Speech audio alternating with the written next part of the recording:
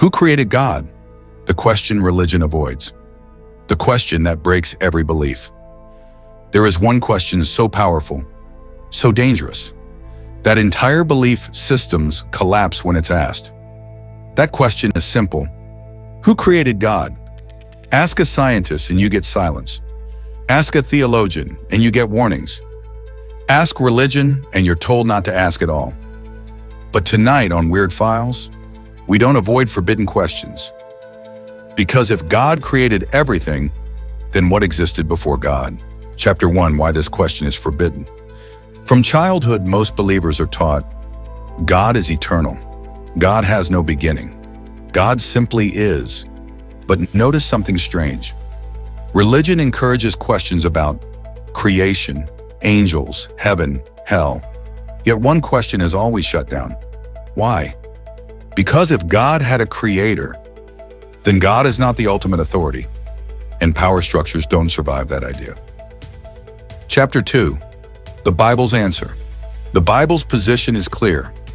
From everlasting to everlasting, you are God. Psalm 92. God is described as uncreated, self-existent, outside time. In biblical theology, God did not begin, he always existed. So the Bible reframes the question, not who created God, but why does anything exist at all? Chapter 3, the first cause problem. Philosophers call this the first cause argument. Everything that begins to exist has a cause. If the universe began, something caused it. But if that cause had a cause, and that cause had a cause, you get an infinite loop. To stop the loop, there must be one uncaused cause, something eternal, something beyond time. That something is what humans call God. If God were created, he wouldn't be God. Chapter 4, time itself is the key. Here's what most people miss. Creation isn't just about matter. It's about time. If God created time itself, then before God is meaningless, because before requires time. So asking who created God is like asking, what's north of the North Pole? The question breaks because language breaks. Chapter 5, ancient views they don't teach. Not all ancient traditions saw God the same way. Some believed God was not a being. God was existence itself.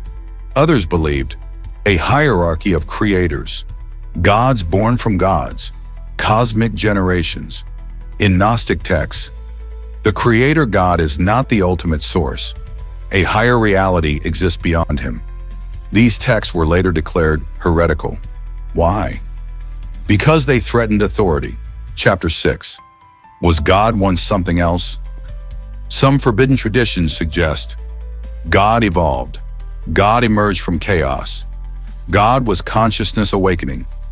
Modern parallels appear in simulation theory, universal consciousness, multiverse models. Science unknowingly echoes ancient questions. Chapter 7, the fear behind the question. The reason this question terrifies people is simple. If God had a creator, then authority is not absolute. Truth may be layered. Humanity may not be at the bottom. Control depends on certainty. Questions destroy certainty. Chapter 8. What if the answer is simpler? What if God wasn't created? Because God isn't a thing. What if God is reality itself, law itself, consciousness itself? Then asking who created God is like asking who created existence. There may be no answer, because God is the answer. Final question, the one that matters most. Maybe the real mystery isn't God. Maybe it's us. Why does the universe allow questions at all? Why does consciousness exist?